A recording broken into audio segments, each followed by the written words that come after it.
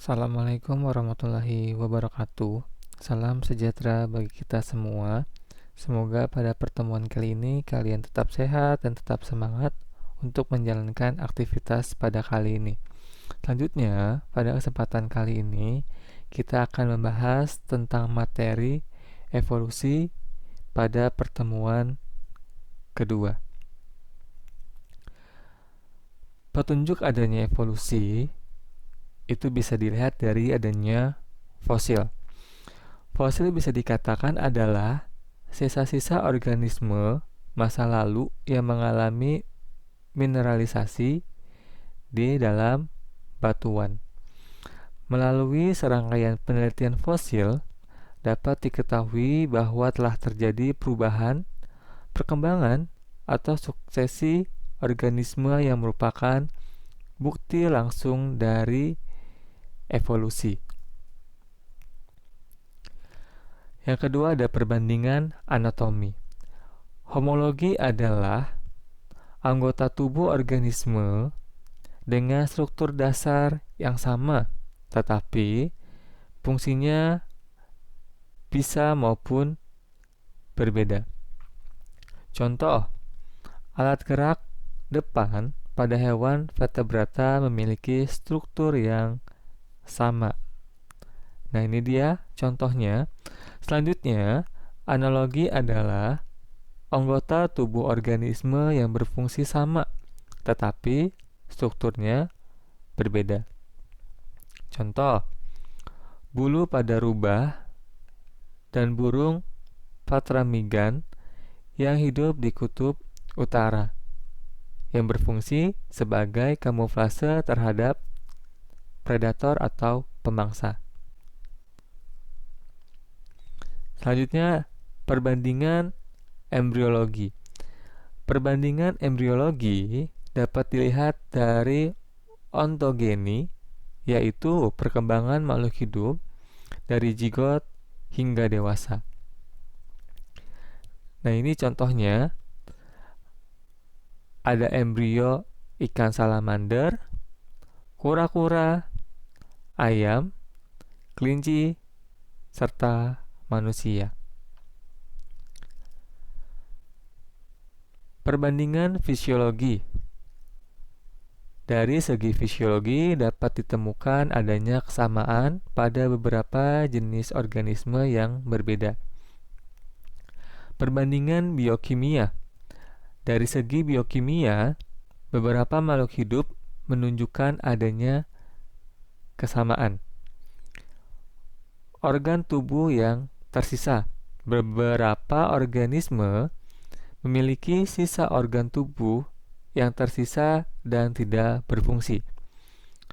Organ tersebut akan tereduksi sehingga pada suatu generasi mendatang akan menghilang. Selanjutnya, peristiwa domestika. Domestika adalah usaha manusia untuk mengubah atau menjadikan hewan dan tumbuhan liar menjadi hewan atau tumbuhan budidaya. Domestikasi umumnya disertai dengan seleksi dan perkawinan silang, sehingga memungkinkan terbentuknya spesies baru. Ini adalah contohnya gajah-gajah yang mengalami domestika.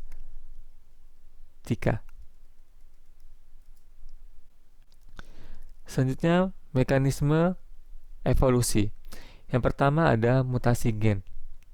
Peran mutasi gen dalam evolusi dapat dijelaskan dengan mengetahui angka laju mutasi.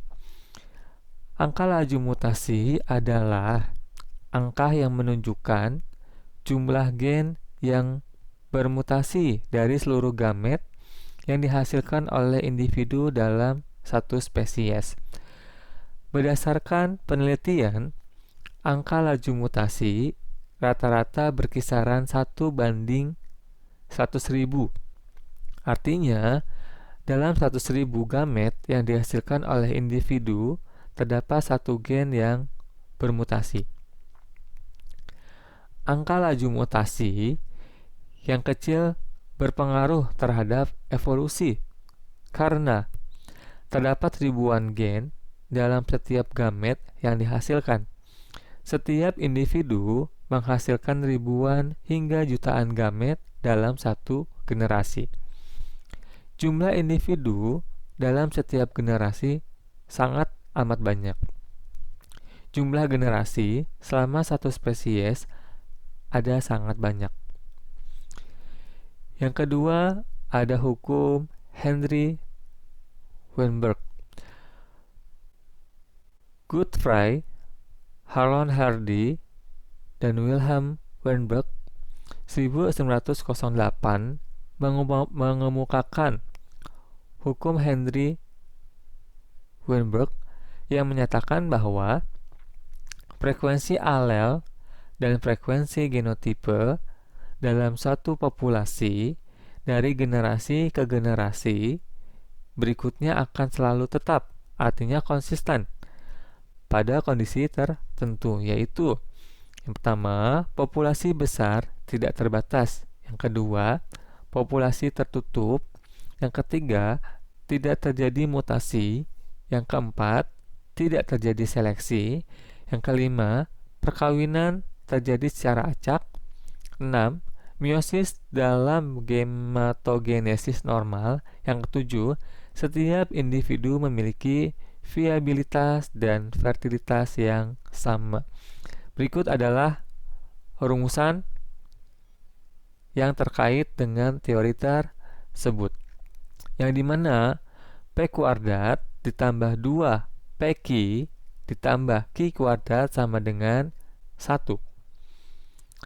P ditambah Q sama dengan 1, yang dimana P kuadrat adalah frekuensi genotipe dominan homozigot, 2PQ frekuensi genotipe heterozigot, P kuadrat frekuensi genotipe resesif homozigot, P frekuensi alel dominan, Q frekuensi alel resesif. Perubahan keseimbangan frekuensi alel dan genotipe dalam populasi. Keseimbangan frekuensi genetik dalam populasi dapat mengalami perubahan yang disebabkan oleh faktor berikut. Yang pertama, hanyutnya genetik adalah perubahan dalam kumpulan gen dari suatu populasi kecil akibat kejadian acak. Yang kedua, ada aliran gen adalah pertukaran genetik akibat migrasi individu yang subur atau perpindahan gamet antar populasi. Yang ketiga, mutasi. Yang keempat, perkawinan yang tidak acak. Dan yang kelima, seleksi alam. Terbentuknya spesies baru atau spesiesasi. Spesiasi terjadi melalui isolasi reproduksi, yaitu keadaan di mana hasil keturunan individu-individu yang telah lama berpisah lalu disatukan kembali namun tidak dapat bereproduksi seperti semula. Penyebab isolasi reproduksi, isolasi ekogeografi, isolasi habitat, isolasi musim, isolasi perilaku, isolasi mekanik, dan ini adalah contohnya ya, yang dimana Gyrlus penicillinatus dan Gyrlus firmus yang terisolasi secara habitat. Lalu contoh yang kedua, yang A. Rana aurora dan Rana boylii yang mengalami isolasi musim karena memiliki musim kawin yang berbeda. Selanjutnya ada bunga foxglove dan bunga trompet yang mengalami isolasi mekanik berdasarkan bentuknya. Penyerbukan pada bunga foxglove lebih cocok dibantu oleh lebah, sedangkan penyerbukan pada bunga trompet lebih cocok dibantu oleh burung kolibri. Selanjutnya, teori asal-usul kehidupan.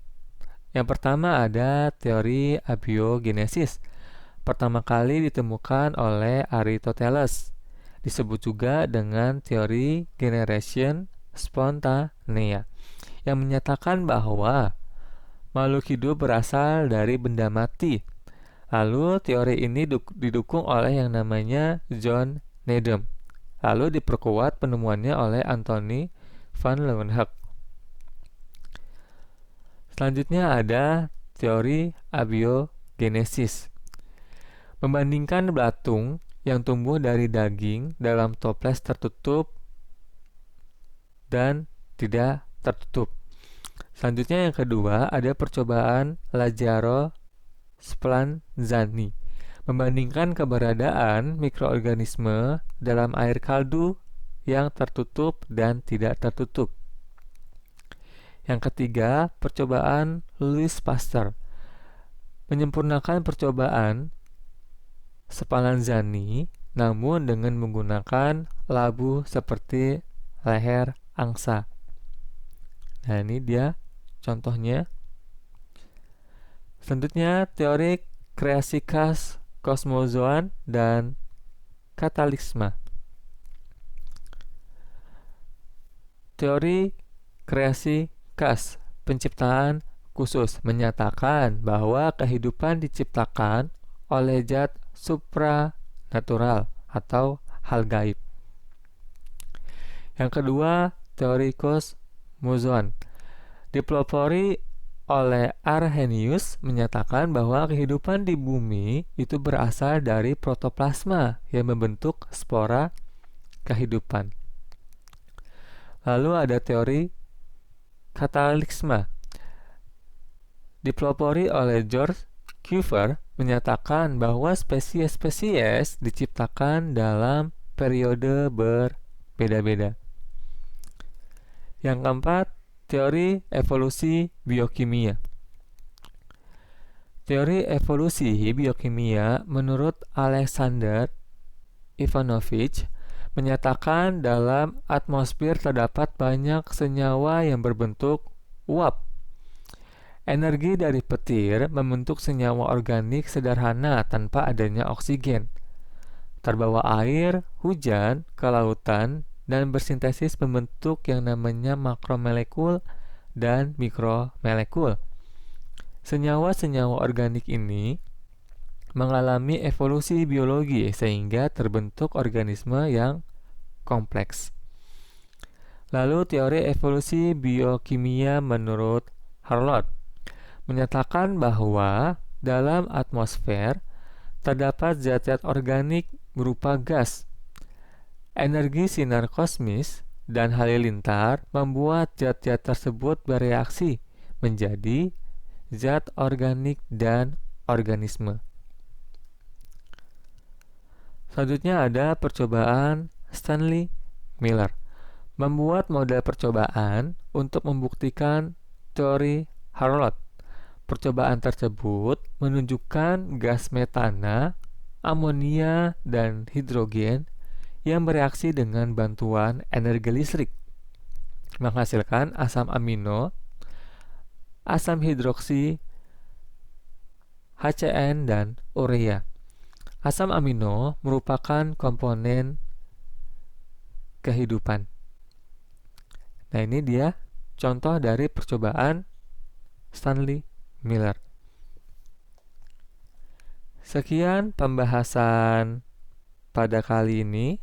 Tetap jaga kesehatan, makan yang sehat dan bergizi. Jika ingin ada yang ditanyakan, silakan hubungi saya. Saya Iris sampai sini. Terima kasih. Assalamualaikum warahmatullahi wabarakatuh.